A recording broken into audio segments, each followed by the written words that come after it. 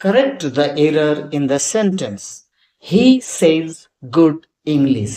এখন এই যে সেন্টেন্স, এই সেন্টেন্সের মধ্যে যে ভার্বটা ব্যবহার করা হয়েছে সেজ, এটা ইনঅ্যাপ্রোপ্রিয়েট ভার্ব, অর্থাৎ এর বদলে আমাদের ব্যবহার করতে হবে যে ভার্বটা, সেটা হলো speaks. He speaks good English. I wish I was a bird. এই যে সেন্টেন্স, এই সেন্টেন্সে আয়ের পরে অজ এই ভার্বটা ব্যবহার করা রয়েছে, এই ভার্বটা ভুল ব্যবহার করা রয়েছে। এখানে যদি ইমপ্রবাবল কন্ডিশন বোঝানো হচ্ছে, তাই আই ওয়াজের জায়গায় হবে I were. I wish I were a bird. Next, the picture is hanged on the wall. এই যে সেন্টেন্স, এই সেন্টেন্সে হ্যাংড ভার্বটা ব্যবহার করা রয়েছে। হ্যাংয়ের বদলে আমরা হ্যাংড হয়, আবার হাং হয়, কিন্তু হ্যাংড শব্দটা শূন্যে ফাঁসি দেওয়া অর্থে ব্যবহার করা হয়।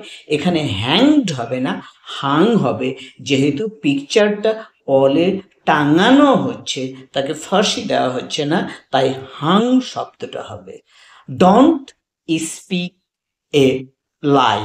এই যে সেন্টেন্স, এইখানে ডন্টের পরে যে ভার্বটা ব্যবহার করা হয়েছে সেটা স্পিক, কিন্তু এই স্পিক ভার্বটা ব্যবহার হবে না, এর বদলে ব্যবহার করতে হবে tell. Don't tell a lie. Stop to write. এই যে সেন্টেন্স, এই সেন্টেন্সে টু রাইট এই ইনফিনিটিভ ফর্মটা ব্যবহার করা হয়েছে, কিন্তু এখানে ইনফিনিটিভ ব্যবহার হবে না, এখানে ভার্বাল নাউন ব্যবহার করতে হবে, অর্থাৎ হবে writing. Stop writing. The young man is in bad temper. In bad temper এটা একটা ফ্রেজ। এখন এই ফ্রেজে একটি আর্টিকেল বসাতে হবে, সেই আর্টিকেলটা হলো এ। ইন এ ব্যাড টেম্পার, তাহলে সেটা কারেক্ট হবে। Ronita goes to a cinema. এখন এই সিনেমার আগে যে আর্টিকেল এটা ব্যবহার করা হয়েছে সেটা কিন্তু অ্যাপ্রোপ্রিয়েট নয়। কারেক্ট আর্টিকেল হবে দি সিনেমা, অর্থাৎ Ronita goes to the cinema. You have given me wrong informations. এই সেন্টেন্সটায় ইনফরমেশনস এই প্লুরাল ফর্ম ব্যবহার করা হয়েছে, কিন্তু এটা অ্যাপ্রোপ্রিয়েট নয়।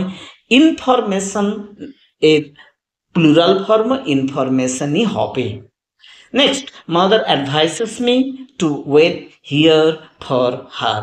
এখানে এই অ্যাডভাইসেস শব্দটা কিন্তু নাউন হিসেবে ব্যবহার করা হয়েছে, কিন্তু এখানে নাউন হিসেবে ব্যবহার হবে না, ভার্ব হবে, অর্থাৎ অ্যাডভাইস বানানটা চেঞ্জ হয়ে যাবে, এস ই এস হবে। এই জন্যই এই জায়গাটা খুব ভালোভাবে আমাদেরকে মাথায় রাখতে হবে, নাউন এবং verb. He gave false witness. এখন এই যে লাস্ট ওয়ার্ড উইটনেস রয়েছে, এই উইটনেসটা কিন্তু নাউন ফর্মে ব্যবহার হয়েছে, কিন্তু এটা কারেক্ট নয়।